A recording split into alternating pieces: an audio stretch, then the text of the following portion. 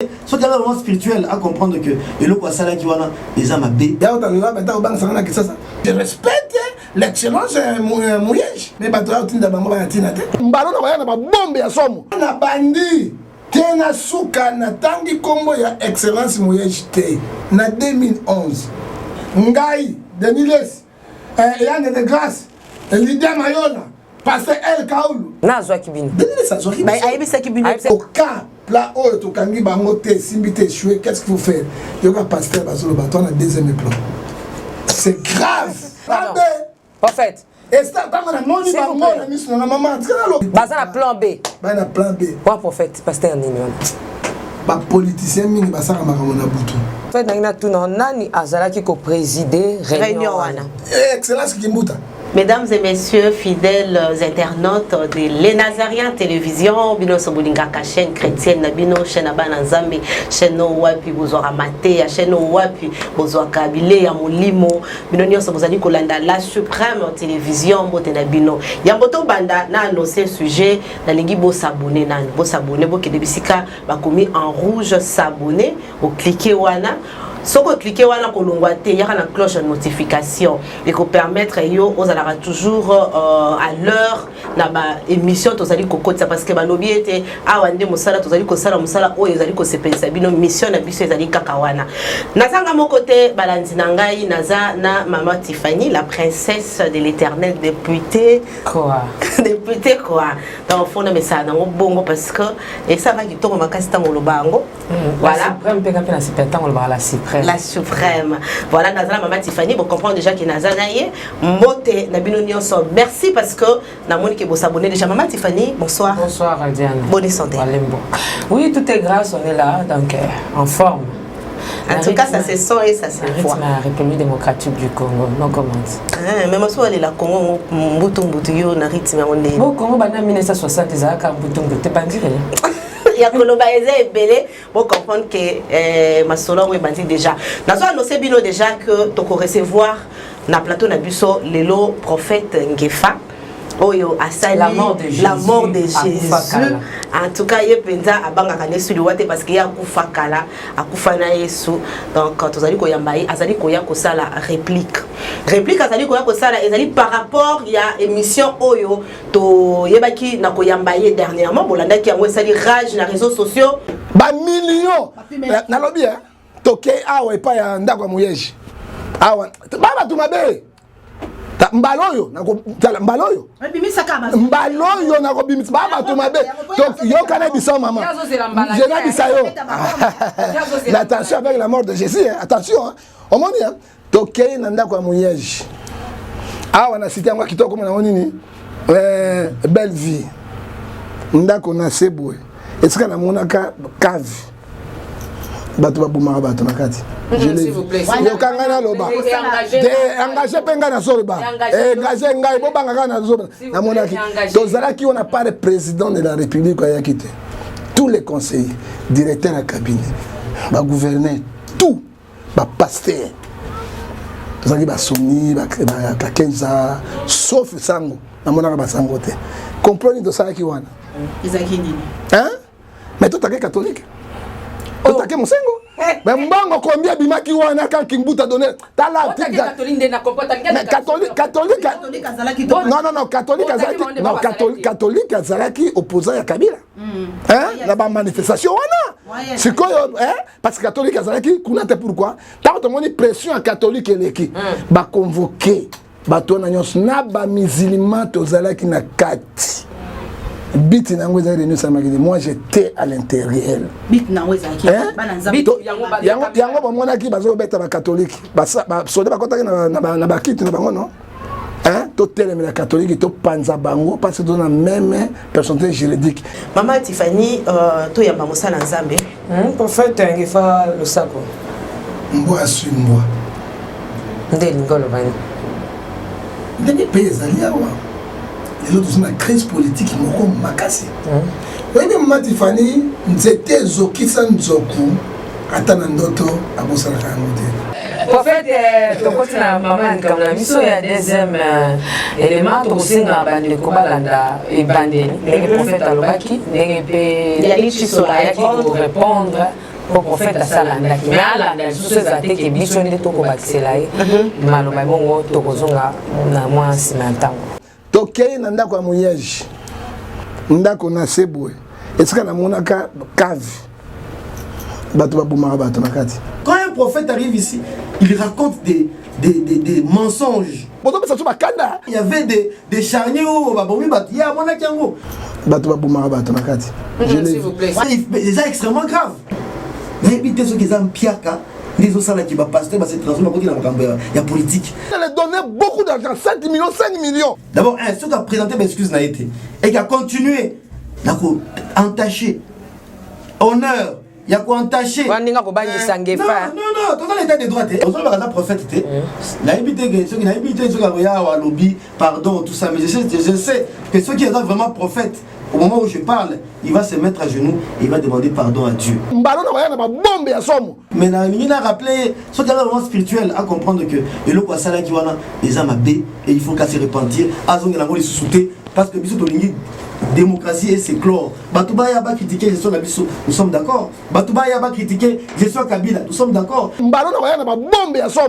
Merci beaucoup de retour sur ce plateau. Papa Guy Labala Losako, maman Marlène Mbouyi, Afrique du Sud, maman Lolo, Lauriane Labala Losako, Bato Nyoso Yanga Moulinakanga, la princesse Hélène Messavant de Dieu, la présidente du Parlement Céleste Dépitique. Neka, ma soeur, maman Betty Kokelea, ma acceptation, papa Kazali, maman de moi-même, maman Fora, on est surtout pour soutenir les Nazaréens, dire qu'au cas où on était canal de la maman Nangaï, maman Fora, papa Kaïs, les États-Unis, vraiment, ma big salutation, maman Madé Kebani, ces derniers temps. Adononsi, je me comprends anglais, nangana yokinda kabongo, maman Marie-Claire Karawa et puis papa Timothée Karawa. Diane, est-ce que vous pouvez ça bandeko ba molanda yo ata mbote hein? Tapesi batonio so ya lola ba mbote parce que les Camerounais comme koloba mais comme le tribalisme comme le ce qui n'est tout dans les réseaux sociaux qui to ba panzi sango. To yambi mosali ya Nzambi. To za ni pour ni contre. To zo poser la question na biso. To zo tikala une église au milieu du village. To za te wana pona gouverneur pour un prophète. Maintenant, muto azala droit. Plateau na biso ezali libre champ. Oyo muni oza lésé oye o lobby biso tozawana pour na éclaircir ko pesa sango peut-être mema sango la baïna so bazali ko landa biso. Merci wana pe topesi gouverneur Mouyege. Mangez Mons, son excellence Chisola de la bino nyonso. Prophète John. Maman. Oza senga na muni oza seka. Dans le Sengo, moi, le Nzambe est toujours le Sengo parce que nous sommes en cas de 20 lobby, les malheurs atteignent l'Église et Dieu en délivre toujours. Merci. Les malheurs, on a pour la nuit. Oui, parce que moi, ma menace, c'est la répliquer. Est-ce que c'est la menace? Ouais, la menace partout, mais mon Tagoumbang, ça, peut-être dans un état de droit parce que le président Tshisekedi opération sur le zoo quand on a pété les plans. Mais est-ce que les adines dans mon sein ensemble, monsieur Balobé, non, on ça la réplique? Non, là, on ça la réplique, mais la deuxième, ça monte dans la le rôle d'un prophète, les alignés. Celui qui prend la pensée de Dieu, transforme le peuple de Dieu. Le rôle d'un prophète, c'est lui qui encadre, il donne aussi la vision. Parce que sur un prophète, il sort au bazar, il est à la d'abord, il s'est conduit vérité. Nathan, il s'est dit vérité. Oui, on a la vérité. Non, on a de quoi il répliquer à toi, comme on a bien la tête privée la bango. Et puis, là, qui m'a lobby, qui t'a côté, il faut qu'on le Maloba n'est ni ne suis. Il y a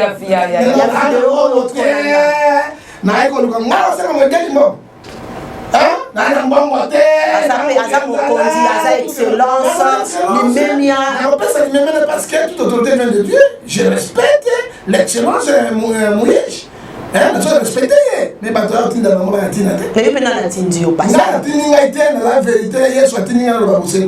mais s'il vous plaît, quand tu vas insulter, ce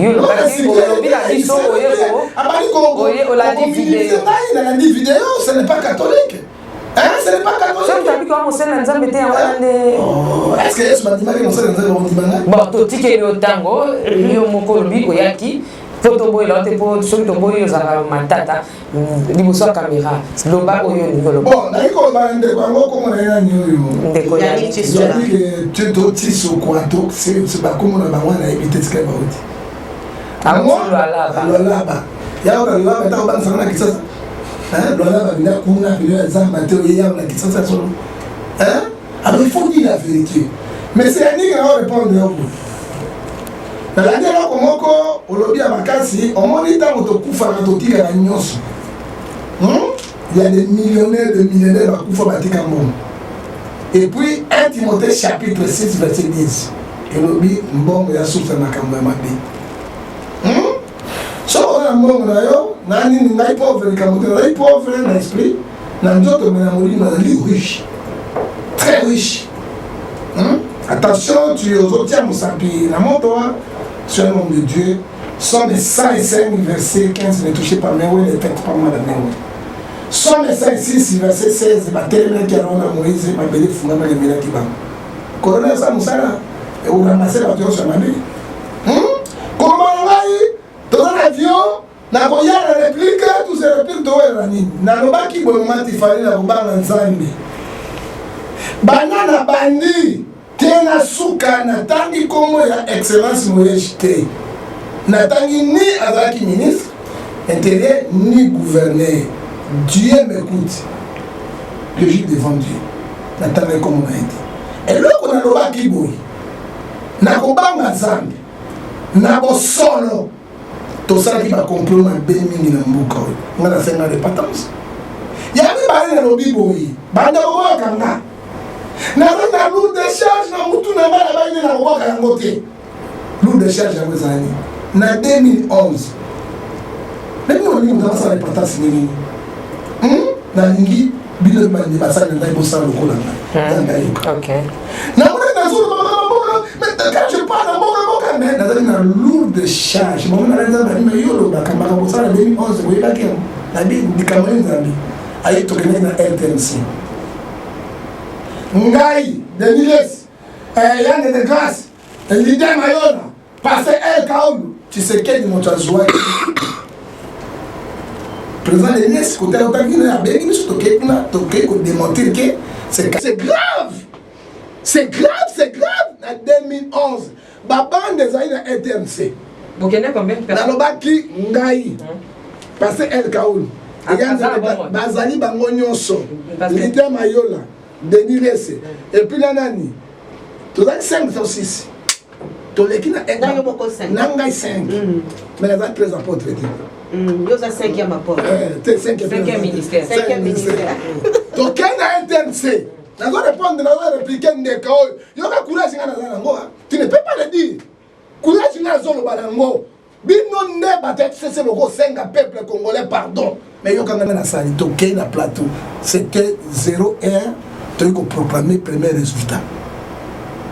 Papa, tu sais qu'il y a un mouzouité. Na tinde bino. Nani? Na tinde no fe. Ngai ba juso ko ba nyama zamba. Na zwa kibino. Deni sa zwa kibino. Ba ayebisa kibino. Ayebisa bino neti ni kwa zwa. Ayebisa kisoto ke nekoloba ete. C'est Kabila nde azui parce que deni sa sur la Kabila. Yende azui to bloquer papa tu sais azouate. To comme na RTNC les bandes sont là. On moni na lobi opona ni. Je mo so ba misanga bande wana RTNC. Ah, mais ngana lobi yango afa. Ba ko misanga na propre ko ba kana yoka makambo. Pondo bandi pe omwa pi ba ke luka bandi.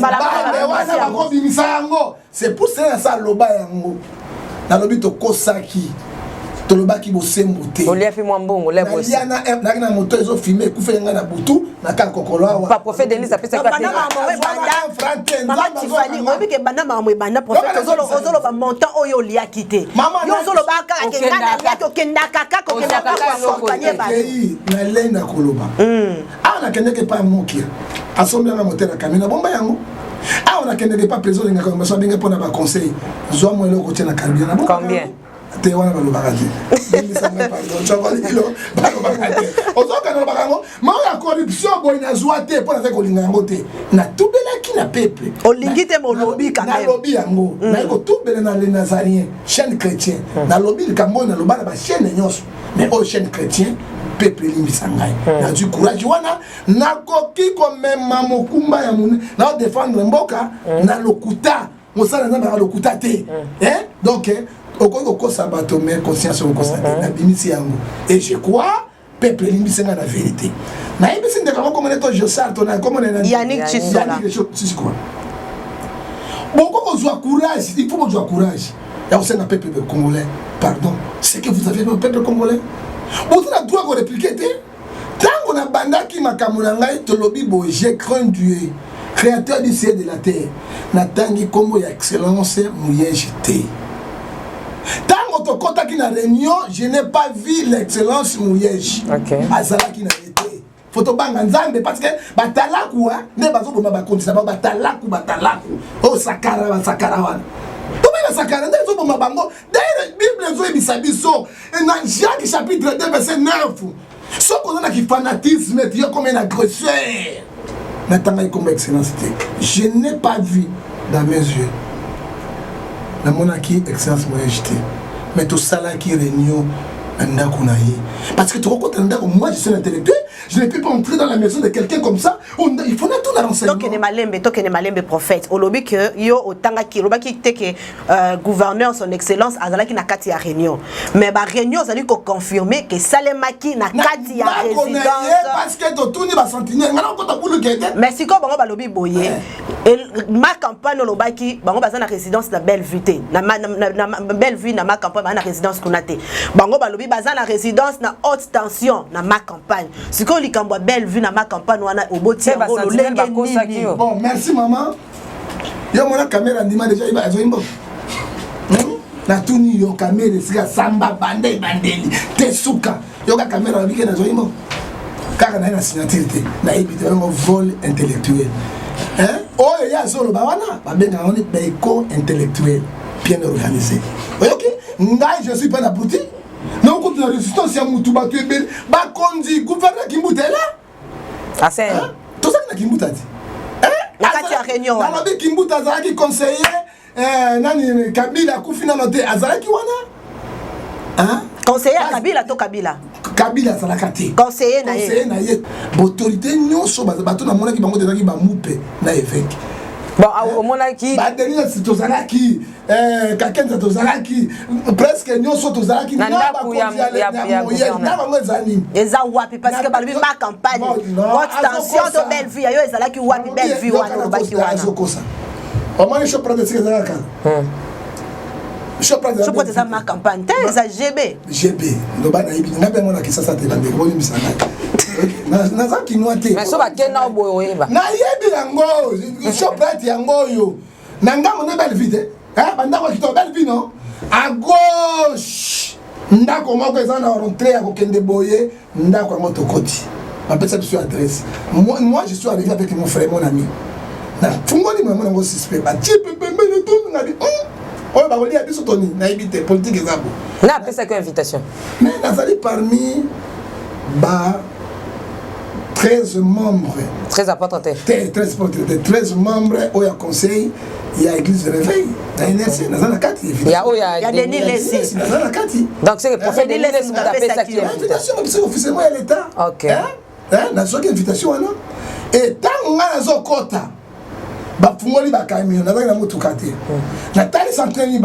faut que je pose la question en tant qu'intellectuel.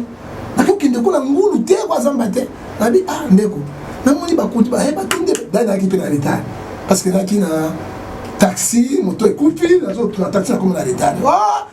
On a excellence moyeji. Al motalobe linga ndako sentinelle. Il y a ndako excellence ya moyeji. Mais na kati ya réunion, la zone sandeko yo, na mona ni moyeji. Na yoka payete na yebiete. Na résidence na ye. Na résidence na ye. Motuna mosusu ezali. Motuna mosusu ezali likambo ya bato bisika babomaka bato na kavu wana. Tozali boso etando ike bazali kolanda biso. Yo mona bisika babomaka bato na kavu wana pour préciser que on a na émission précédente. Maman na koloba makambo yo eko pensa moto te. Motuna nzambe pesa ka paix.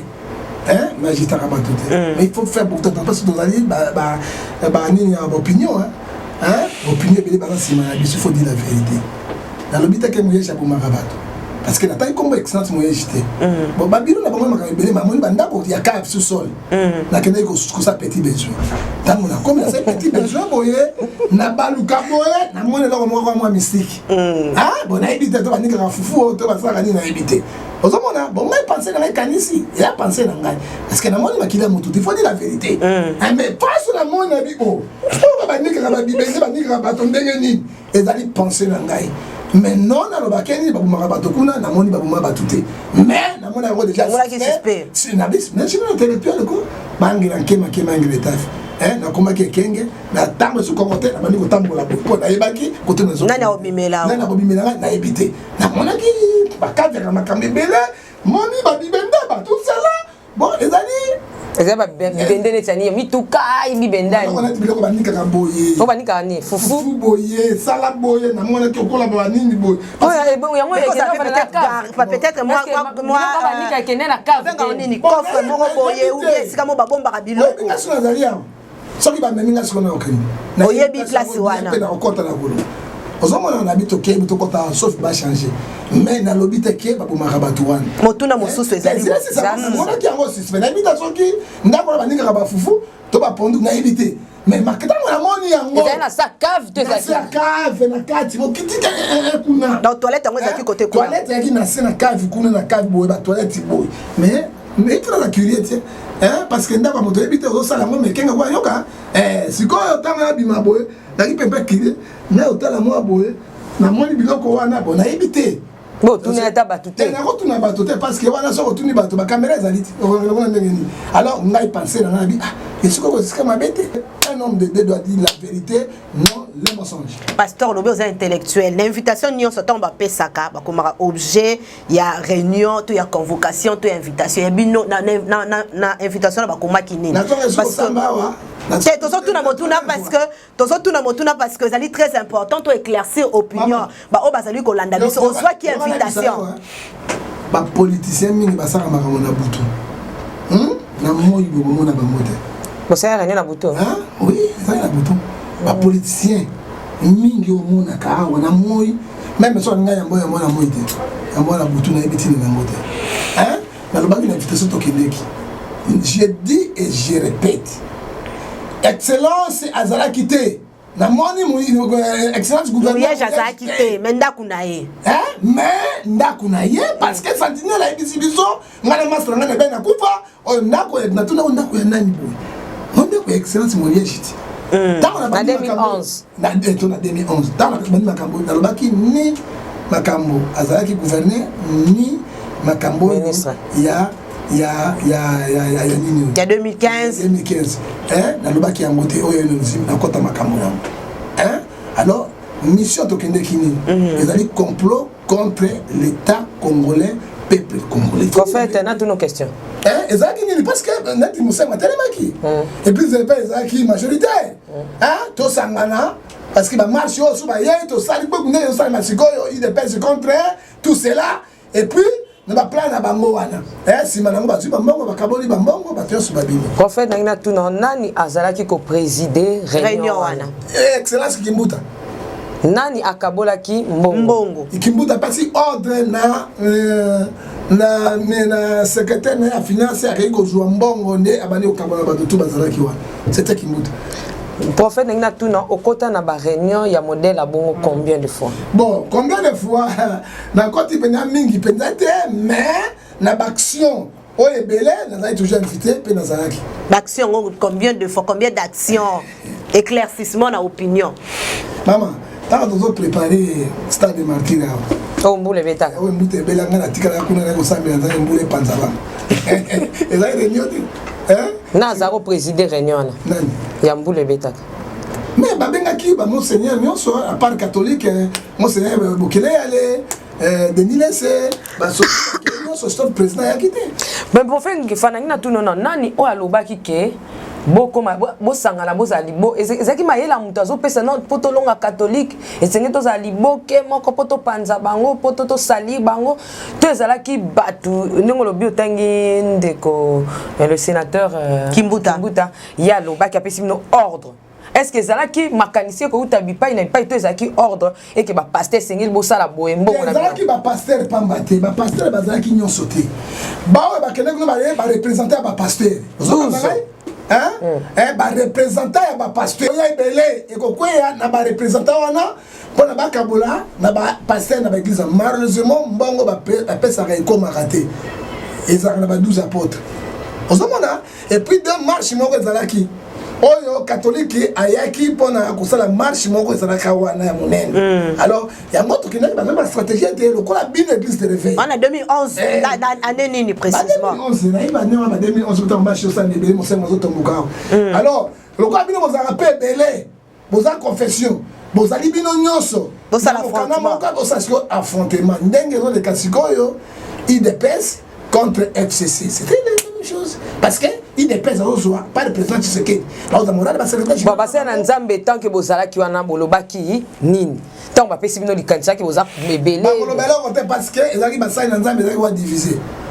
mingi ba manipuler non na nzambe mais ba politicien ba politicien pour mbongo na bango baki le loka koloba te moko apesa ki kimia te moto mota lobaki moko apesa kimia te chercher toujours l'argent tout cela on va faire comme ça ma stratégie et quand moi je les regardais de loin ce sont les gens qui ne méritent pas être les serviteurs de Dieu. Yo koloba ni nzambe ni mutasala ki ko za na réunion la pour moi na makambo wana on défendre mboka na ngai ndenge na zalelo hein tango bimaki okenda ko luka nani po o conseiller ye to lobela na conseiller nani ba orgueil na conseiller nani mbongo apesa ke comment na basali na nzambe et ba kosaka bango mbongo na sala na ba poche na bango basuma mitu ambiance na bango mais j'ai dit à mon frère ne trahis jamais le pays pe ne ben akufa ya zorambo pas maladie na bité pesa na dit de la futa transport que ne okufa na nyama mbongo to kotikala kaka boy tout cela la copie là na bi ba ko trahir mboka te pour cause ya mbongo et dans une accueil ma coloma faut des taxis na commune ndako et j'ai dit ça ma femme les gars que to kende kitali kameza ki boy c'est très dangereux ba lobby yo pe ba vérité ozali kolobo ozali koluka no kaka mbongo na simana yango prophète lelo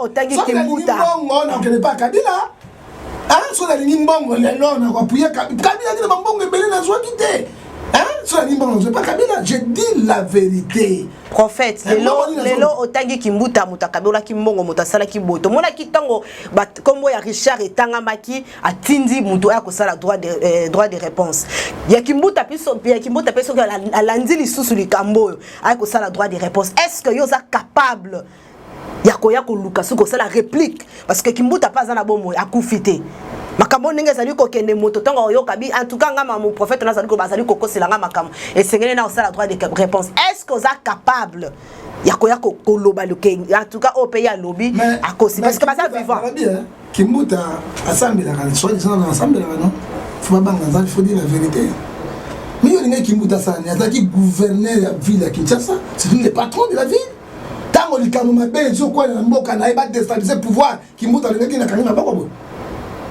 na tout niveau motuna olinga kinini rola kimbuta ezalaki nini donc mboka na ye province na c'est lui le premier patron déjà complicité ndenge mosenga akine ba moto lelo ba catholique bangonga bang yo linga kimbuta est-ce que aya kangi maboko boya tela mosenga sama kama na il faut une stratégie pour défendre le pouvoir rôle ya ba gouverneur rôle le pouvoir c'est défendre le pouvoir les autorités kimbuta osala nini Attelaki ba ina Chine ye, qu'est-ce qu'on pourrait faire? Ba sangani parce que ba calé, ba marche continuité parce que marche keba et quoi ça ka pouvoir. Marche sur les débordés, ba to ba koufer si le pouvoir est quoi. Il faut pas stratégie na bango. Lui il était là comme représentant. Il y a vu la Kinshasa, ce comme le chef de l'État. Akanaki mobemba za ko ya. Ce comme na ba ligne, oyo ba teleme la ka boyer. Et dans le premier ministre était Moutazali Bosso est gouverneur de la ville, a mis la première position. Il y a un mboka pour mboka na si marqué la première ministre, bata parlement qui on dit qu'il mouta salani. Même ngai sur la place qui mouta na défendre la province ngai. Na ko linga pouvoir na ko yate na ko défendre yango ngai qui mouta salani. Et ça m'a donné la poste. Azongi ba stratégie n'est pas barré.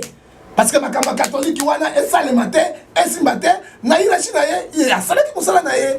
Donc réunion wana ezaki comploter ezaki kama mabete ya koboma batute na kata ba réunion wana batute pona barré ba barré sito oyi mo senga ki moto Mon sang qui est catholique, et puis les catholiques qui parlent parce que le peuple congolais se contexte catholique.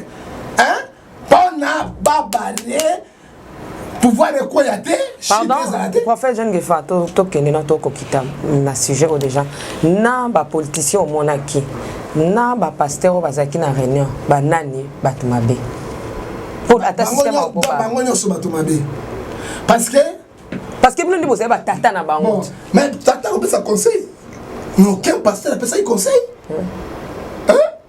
Bazuka bambo. Bazuka bambo aucun pasteur. Tala. Ba pasteur malonga bana Congo te. Pasteur malonga na Congo te. O baki c'est. Même ndenge Denis Sassou ba mama na so bisa yo a na raison côté mususu. Mais ba cas exceptionnel ça na raté. Parce que soit disons les grands les kamandenge wana. La personne signe moko tango kimuta lobe mais je suis assis à la vie au cas là où tu kangi bango te simbi te échoué, qu'est-ce qu'il faut faire? Yoga pasteur bazolo bato na deuxième plan. C'est grave.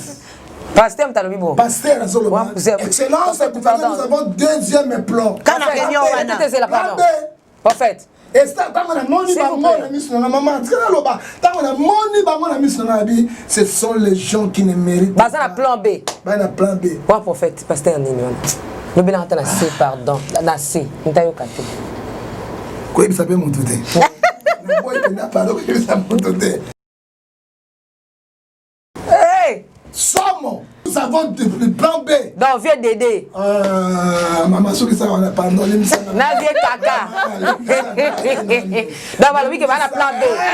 Dédé, na Kaka. Nous avons le plan B. Et au moins, excellence qui moute à sénateur à l'Obayango, c'est lui le gouverneur de la ville. Mais ma père spirituel. Mais à Balou Kiboué, à Talibango, à Jija Kibango. À Taloba Kité, nous avons le plan B. Plan B à Mouezakini. Point d'interrogation. Non, prophète, au reçu que ça vient au pas point d'interrogation, les Kébélés. Point d'interrogation. Yo, on péter les plans. Péter les plans. On a pété les plans. Mais péter les plans. On a pété les plans. Et tant on a eu quelqu'un qui veut quoi, non? Excellence qui m'a demandé que t'as là-bas, on a. Qui m'a dit que t'as m'abêté, avec mon dialogue. Mais mon dit excellence qui m'a. Toi, bien sûr, Betty m'a beaucoup, on a plan B. Qui m'a dit mon dialogue. Qui m'a écouté tout le monde. Azali va gouverner dictatorial, dictateur, plein intellectuel, il écoutait. Père Azali Koloba, Asili Sinaye, Aningisega Moutouboue. Parce que Gabi, on peut se rendre est ok. Et tant autonomie, il tombe, il tombe, il va passer là. La bagarre, il m'a dit à toi, il m'a pas de choses bambou. Pendant que pour la mort, il tombe, n'a pas de la tombe. Il tombe, pourcentage, il m'a dit combien de temps. Non, pourcentage. On va dire qu'on va capter. Pardon. Il tombe, il tombe, il m'a dit qu'il a une excellence voyage. Bitu na nani babundaki. Abato la pourcentage en bongo te bazo. Nani basi banani basimbalaki na nzoto. Pour la ngulu te. Il a ngulu te. Mais ngulu comment va ça nzambe ko tela bato ngulu pour la pourcentage. Siko na to la papa. Le pourcentage ngani ngaka zwa soka bengi so PC pourcentage. C'est pourcentage bengi c'est de tchaki yo tipo de pourcentage de ma pasteur. Copinae. Mawa. Moka ya pele nduna poloso. C'est que déda banole la pourcentage né hein. Maman ni saka pardon tant qu'on va monter. On va monter pour y aller dans la ngai. Ngai excellence moi je n'ai pas de problème avec vous. Je suis devant Dieu, Natami comme on a dit. Et là comme on côté. Mais dédé le bien le comme on. Frère il ça. Ba dédé ba sunga ka ba gouverneur ba continuer ba monter. Hein? So bozali Yannick. Bo sunga ka bato na ba monter. Parce que bo sunga ka bato na bino hein?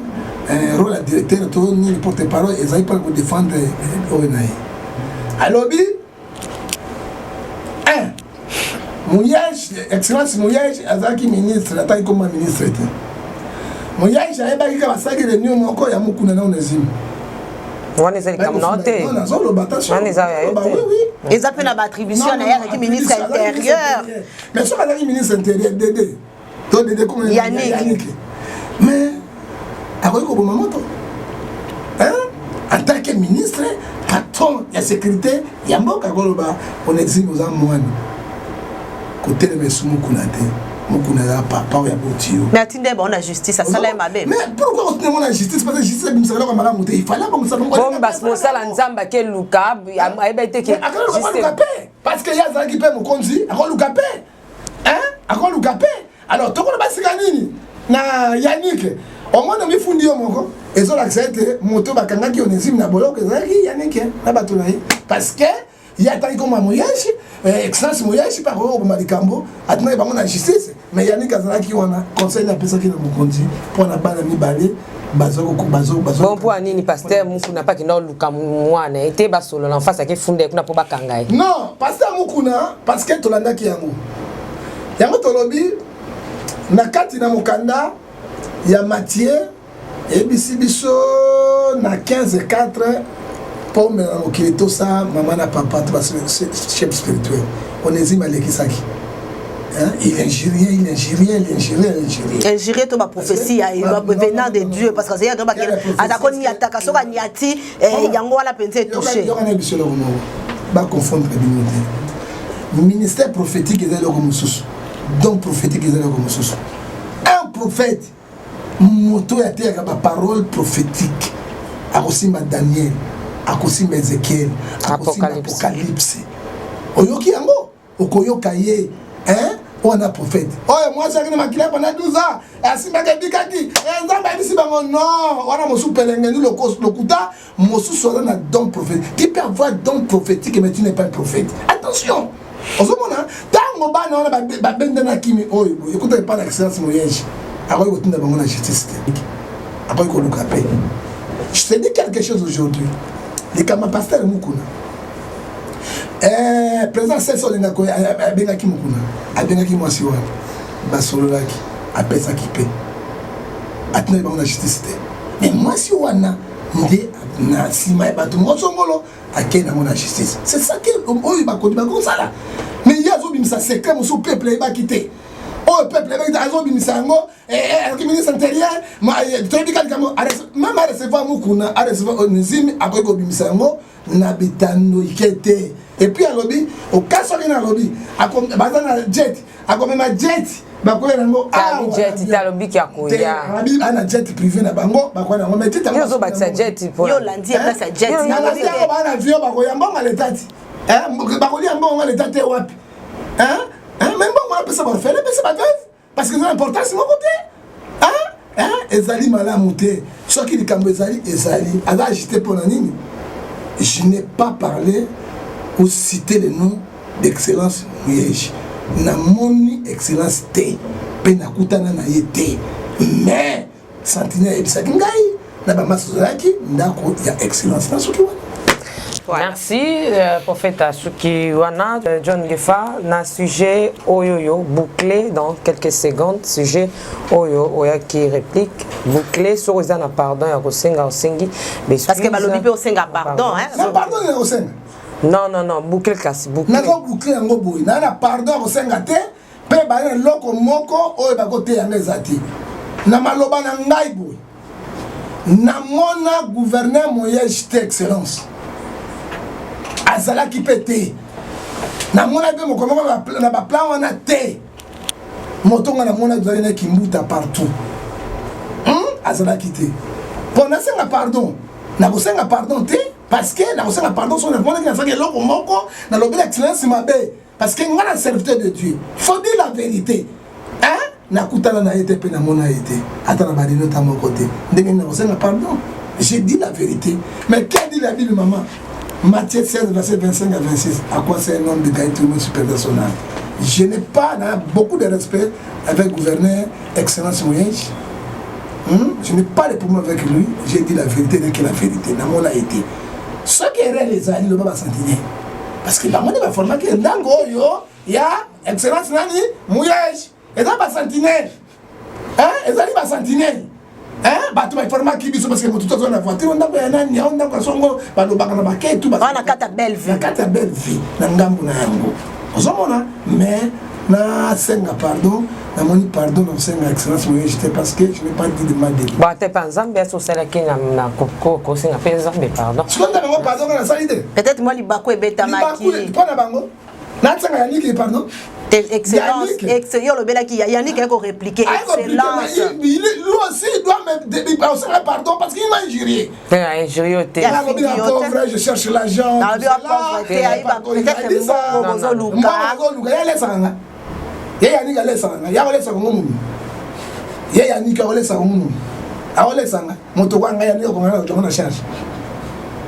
Moi aussi je ne suis pas petit. Mes peuples il doit faire attention. Ceux qui ont ça qui est excellence ma bien, on s'en pardon. Maman tu fais mais là on te reprocher non maman tu fais bien mon temps est bien c'est elle. Papa c'est un pardon mais ça m'a tous. Ça fait pardon la cause que ma élection en 2011. Merci beaucoup. Nous sommes arrivés à la fin de cette émission. Vraiment, les a problème on est tous la famille. Nous toujours qui peine de ko Yannick Abaki Lingala.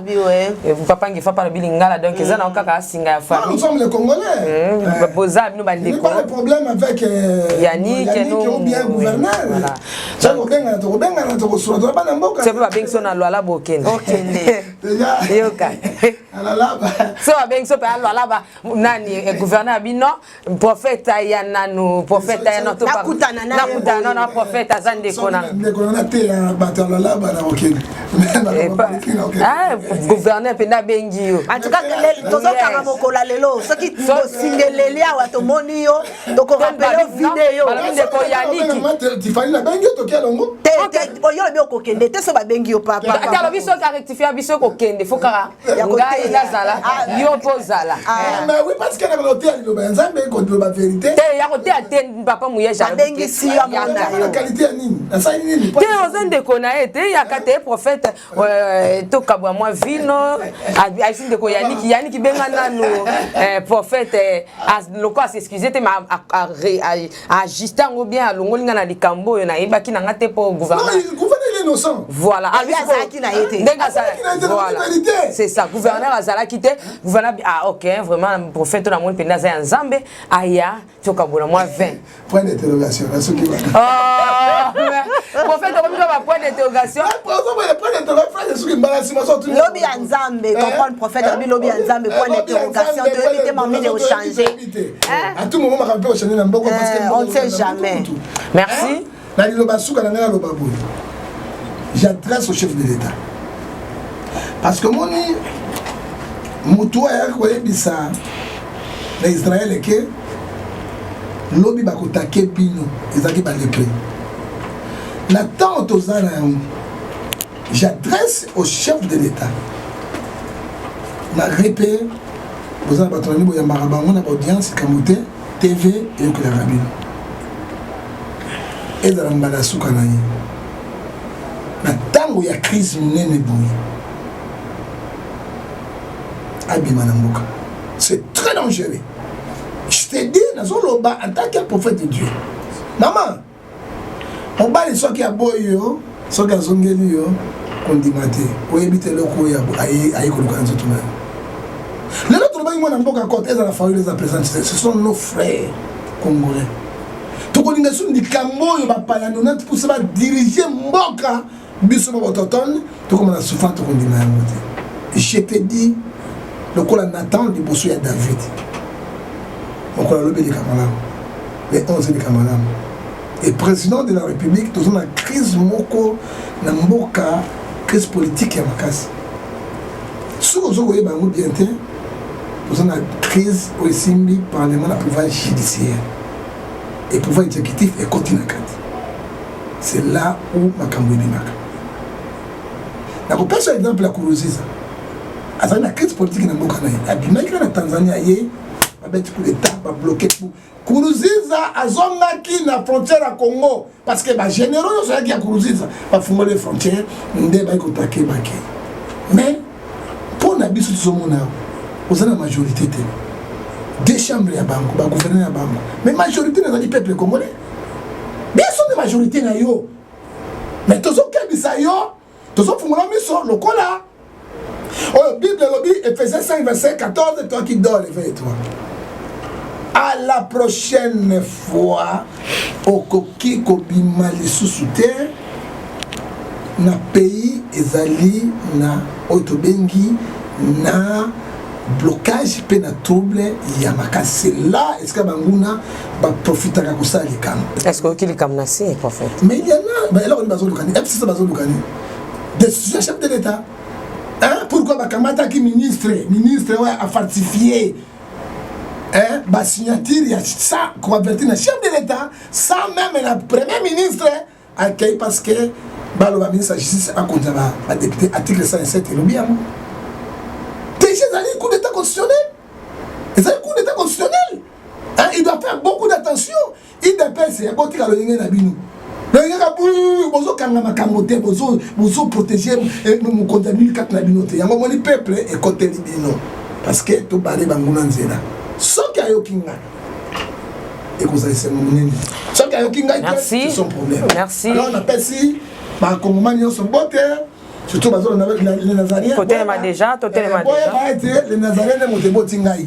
Hein, faut pas tomber dans mingi. Il faut y ça bango. John ne pas Nazari fouiller maman Tiffany. Oui. Faut pas y bakayango. Ya maman ni bonga sa robe ngai na kata misala na randele pas za maman. Hein, oya boti ata biso to benga na Kingombe ipeke tele ibota nguma. Mama ya nguma ta muke. Metabuta abota boa. Hein? Mais il peut m'gouma à respecter à maman naï. Et te bananionso, il y a les Nazariens, tous s'abonner belé pour tout soutenir Evroyo Yanzami parce que là on donne la bataille mais là tout fini mon côté. On a dit la vérité, rien que la vérité. Mais Ekobi qui s'abonne Yanzami. Au cas il comme maman Tiffany je suis là, vous m'appelez et dans Boutou et Anini pour défendre la doctrine chrétienne parce que Jésus c'est notre maître. Et je dis et je vous remercie. Merci prophète John Ngefa, Diane. En tout cas, c'était un plaisir. D'accord, il y a ma pasteur, surtout dans le dossier où il y a son excellence Richard Mouyej Manguez Mons, a bien éclaircir, Boulandi, ma précision où il y a PC. Donc, biso tozali wana tende na lobaki, hein, todingi ko kabola batute to ko kabilinga milikate, biso tozali wana pona ko luka bisika mbilinga milingezali biso to pesa kimia to bisika ya ko bomba mezali biso to lakisa la population o ezali vérité ndenge pasteur azali ko loba prophète azali ba rien que la vérité biso pe tozala besoin vérité na mboka na biso po ikende liboso ba oyo bazali ko sala mabe na population to na peuple congolais esengeli bazala sima ya justice ba oyo bazali ko sala malamu pourquoi pas to acclamer bango to applaudir bango ezali wana mission na biso ba panzi sango. Merci na pasteur na passage na merci na ba abonné ba tunyo saboti na Olanda biso s'abonner quand on passe à l'obé maluba penza wana ekei pe boyoka yango ekosala biso ki. Merci beaucoup. Là c'était le prophète John Ngefa, la mort de Jésus à Koufakala.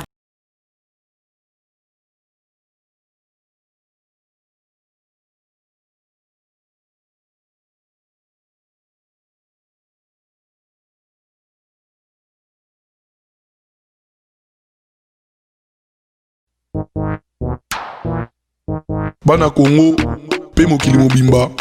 Tolanda biso nyonso Diane W la Supreme TV. Pour tous les informations qui toko. Toko Samate. Bana Congo, Africa, Europa, mokili mobimba. Tolanda chaîne qui toko. Diane W la Supreme TV. Oeba masolo ya mboka, masolo ya ndembo. Politique, économique, il faut qu'on l'anda katango nyonso.